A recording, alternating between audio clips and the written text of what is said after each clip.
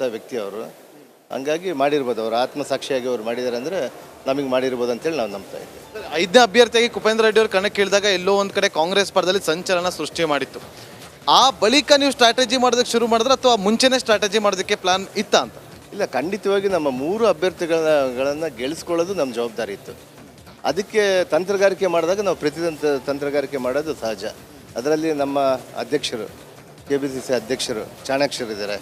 ಅವರು ತಂತ್ರಗಾರಿಕೆ ಮಾಡಿದ್ರೆ ಅದಕ್ಕಿಂತ ಮೀರಿಸುವಂಥ ತಂತ್ರಗಾರಿಕೆ ಮಾಡುವಂಥ ಅಧ್ಯಕ್ಷರು ನಮ್ಮ ಕೈಯಲ್ಲಿದ್ದಾರೆ. ಇವತ್ತು ನಮ್ಮ ಕರ್ನಾಟಕ ರಾಜ್ಯ ಪ್ರದೇಶ ಕಾಂಗ್ರೆಸ್ ಅಧ್ಯಕ್ಷರಿದ್ದಾರೆ. ಇವತ್ತು ಅವರ ಒಂದು ತಂತ್ರಗಾರಿಕೆಯಿಂದ, ಮಾನ್ಯ ಮುಖ್ಯಮಂತ್ರಿಯವರ ತಂತ್ರಗಾರಿಕೆಯಿಂದ, ಇವತ್ತು AICC ಅವರ ತಂತ್ರಗಾರಿಕೆಯಿಂದ ಇವತ್ತು ನಾವು 3 ಅಭ್ಯರ್ಥಿಗಳನ್ನು ಗೆದ್ದುಕೊಂಡೇ ಬರ್ತೀವಿ. ಇವತ್ತು ಅವರೆಲ್ಲ ಸೇರಿ ನಮ್ಮ ಅಭ್ಯರ್ಥಿಗಳನ್ನ ಸೋಲಿಸಲಿಕ್ಕೆ ಪ್ರಯತ್ನ ಮಾಡಿದರು.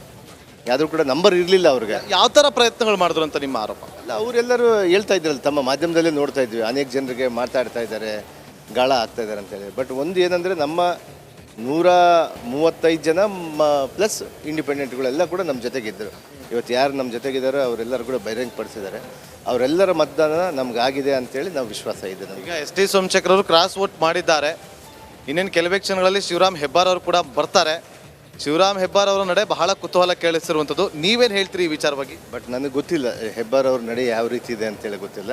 ಅವರು ಆತ್ಮಸಾಕ್ಷಿಯಾಗಿ ಅವರು ಮತ ಕೊಡ್ಬೋದು ಅಂತೇಳಿ ನಂಬಿಕೆ ಇದೆ. ಅಂದರೆ ಯಾವ ಅರ್ಥದಲ್ಲಿ ಹೇಳಿದ್ರೆ ಆತ್ಮಸಾಕ್ಷಿಯಾಗಿ ಮತ ಕೊಡ್ತಾರೆ ಅಂದರೆ ಏನರ್ಥ? ಹೇಳಿದ್ರಲ್ಲ, ST ಸೋಮಶೇಖರ್ ಅವರು ಆತ್ಮಸಾಕ್ಷಿಯಾಗಿ ಅವರಿಗೆ ಮತ ಕೊಟ್ಟಿದ್ದಾರೆ ಅಂತೇಳಿ. ಅವರಿಬ್ಬರು ಕೂಡ ಭಾಳ ಕಲ್ತಿರೋಂಥ ಸ್ನೇಹಿತರಿದ್ದಾರೆ. ಅವರಿಬ್ಬರು ಕಳೆದ ಬಾರಿ ನಮ್ಮ ಜೊತೆ ಇದ್ದಂಥವ್ರು.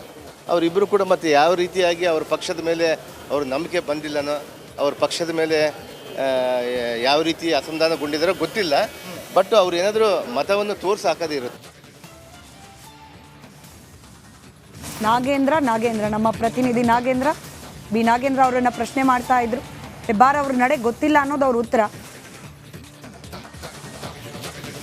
ನಾಗೇಂದ್ರ ಬಾಬು ಅಂಡ್ ನಾಗೇಂದ್ರ ನಿಜ, ಮಾಧ್ಯಮಗಳಿಗೂ ಕೂಡ ಹೇಳೋಂಗಿಲ್ಲ ಬಂದು ನಾನು ಇವ್ರಿಗೆ ಓಟ್ ಹಾಕಿದ್ದೆ ಅಂತ ಹೇಳೋಂಗಿಲ್ಲ. ಆಮೇಲೆ ಅವರ ಏಜೆಂಟ್ಗಳು ಹೇಳ್ಬೋದು ಬೇಕಿದ್ರೆ, ಅದು ಮತ್ತೆ ನಾನು ಈ ಪಕ್ಷಕ್ಕೆ ಓಟ್ ಹಾಕಿದೆ ಅಂತ ಹೇಳಿದ್ರು ಕೂಡ ಅದು ಅಸಿಂಧು ಆಗುತ್ತೆ. ಕೆಲವರ ರೂಲ್ಸ್ ಇರುತ್ತೆ. JDSಗೆ 2 ಶಾಸಕರ ಟೆನ್ಷನ್. ಕಂದಕೂರು ಮತ್ತು MR ಮಂಜುನಾಥ್.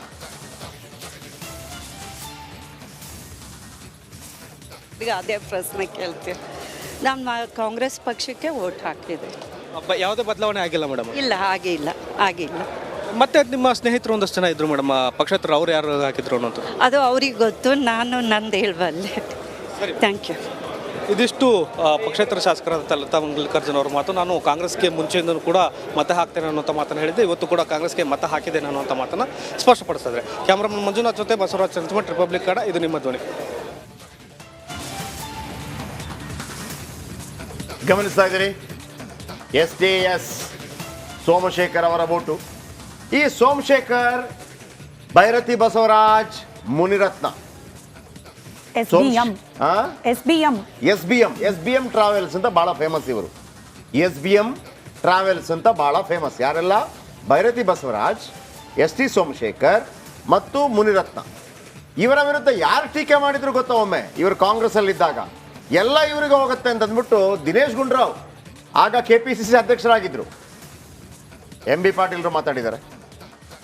ಅವ್ರನ್ನ ಮಾತನಾಡ್ಸೋ ಸರ್ ಒಂದ್ ಸೆಕೆಂಡ್ ಸರ್, ಹೇಗೆ ವಿಶ್ವಾಸ ಇದೆಯಾ 3 ಅಭ್ಯರ್ಥಿಗಳು ಗೆಲ್ತಾರ? ಹೇಗೆ? 100ಕ್ಕೆ 100ರಷ್ಟು 3 ಅಭ್ಯರ್ಥಿಗಳು ಗೆಲ್ತಾರೆ. ನಮಗೆ 135 ಶಾಸಕರಿದ್ದಾರೆ, 3 ಮಂದಿ ಇಂಡಿಪೆಂಡೆಂಟ್ ಇದ್ದಾರೆ. ನಮಗೆ 3 ಯಾರು ಸರ್ ಇಂಡಿಪೆಂಡೆಂಟ್? ಈಗ ಲತಾ ಮಲ್ಲಿಕಾರ್ಜುನ್ ಅವರು ಓಕೆ, ದರ್ಶನ್ ಪುಟ್ಟಣ್ಣಯ್ಯ ಅವರು, ಜನಾರ್ದನ ರೆಡ್ಡಿ ಅವರು, ಎಲ್ಲರೂ ಹೇಳ್ತೀನಲ್ಲ, ಆ 3 ಮತಗಳು ನಮ್ಗೆ ಬರ್ತವೆ. ನಮಗೆ 45 ಮತಗಳು ಬೇಕು. 46 ಮತಗಳು ಬೀಳ್ತವೆ ನಿಶ್ಚಿತವಾಗಿಯೂ.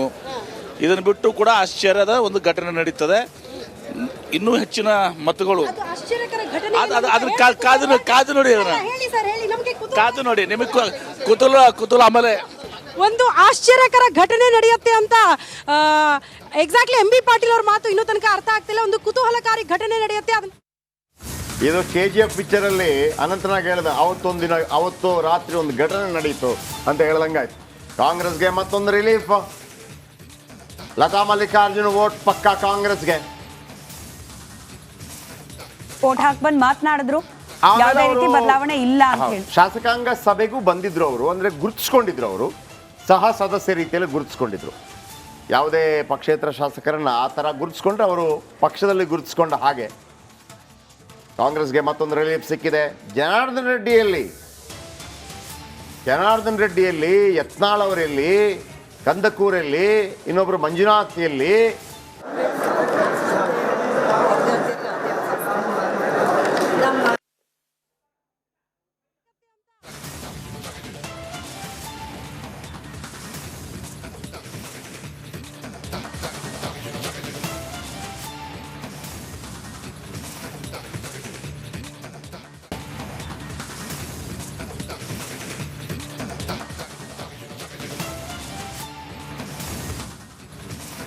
ಸದ್ಯಕ್ಕೆ 50%ಗಿಂತ ಹೆಚ್ಚಿನ ಪ್ರಮಾಣದಲ್ಲಿ ಶಾಸಕರ ವೋಟಿಂಗ್ ಮುಗಿದಿದೆ.